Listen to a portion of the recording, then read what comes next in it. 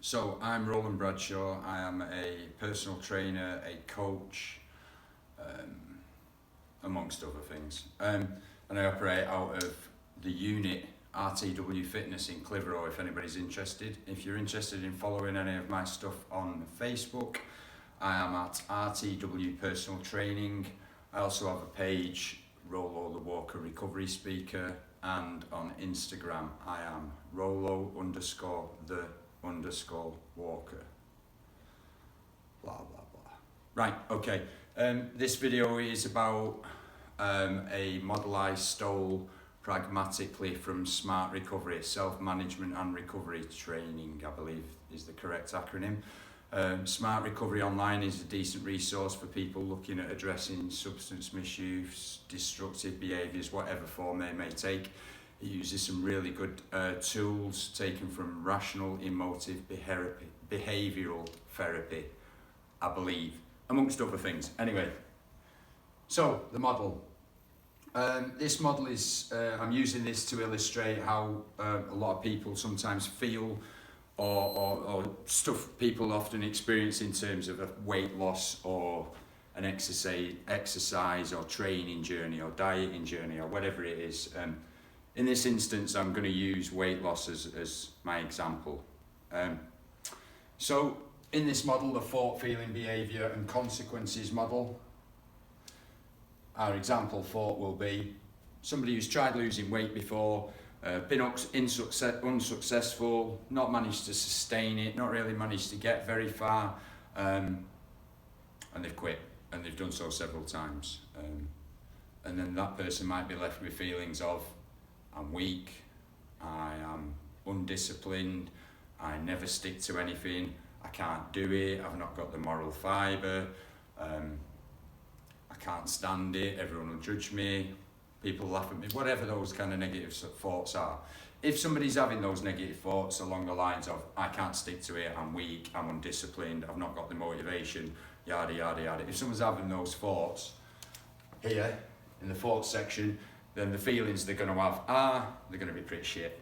They're going to feel, potentially they're going to feel ambivalent, demotivated, a little bit hopeless, frustrated, a bit resentful, might even blame other people or blame other situations rather than take responsibility for it, but their feelings are generally going to be pretty negative about the whole thing.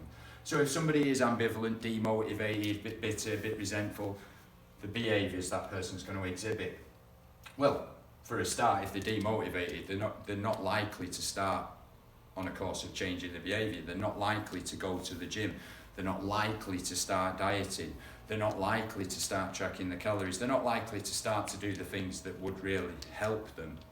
And it's kind of understandable if you feel demotivated. It's tough to get going, isn't it?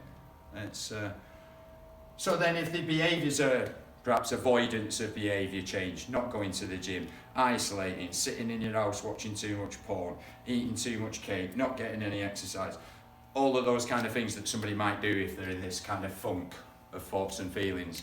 The consequences, the fourth part of that are they're going to stay fat, they're going to feel pretty shit about themselves, they're going to, or you're going to believe this, it's going to reinforce this, it's going to reinforce the belief that you are weak-willed, that you are lazy, that you're undisciplined and you're unable to complete tasks. Your consequences are going to be, as we'd expect, as we all know, from inactivity, from eating excessively, there are health consequences. Some people die, a lot of people die when you think about it.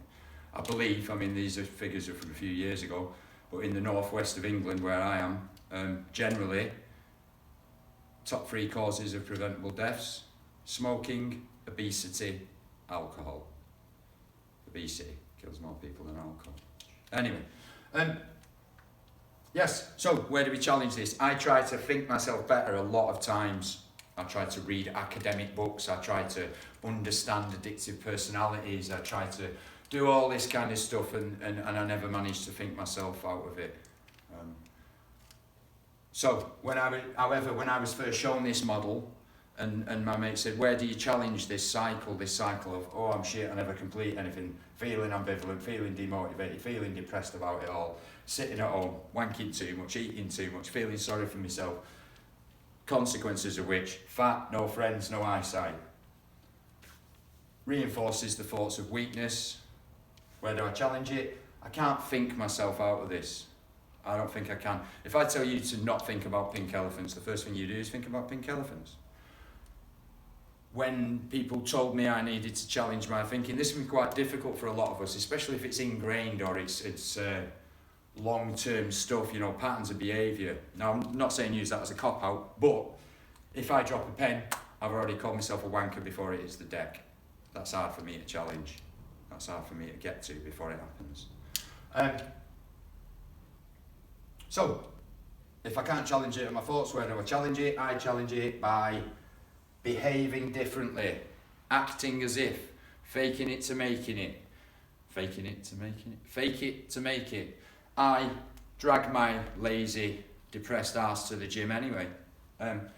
I start my tracking of calories that I might not believe is going to work because I'm a special case and I can't lose weight like everyone else.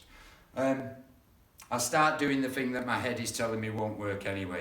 I start doing the things, I act as if, and as a result, the consequences I get of that are, whoa, I'm 3 pounds down this week. Oh, I feel a bit fitter. Oh, my self-esteem's better because I went and did something horrible that I was scared of doing and I came out with the other side a better person.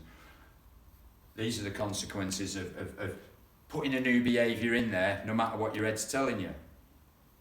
The consequences then start to become positive if the actions are positive, so the consequences become better health, better looking, better confidence, all the things that you would hope to get, or most of the things you would hope to get from losing weight, or from starting on that journey, having the courage to start on that journey. That in turn will then challenge the thought processes of I'm weak, I'm lazy, I'm shit at everything.